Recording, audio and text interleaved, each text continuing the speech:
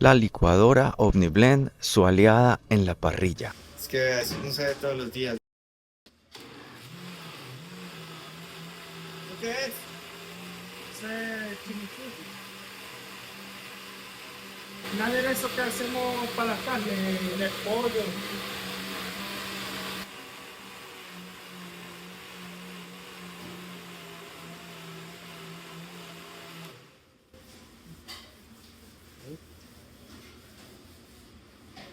¿Eso qué es? eh, una especie de chimichurri.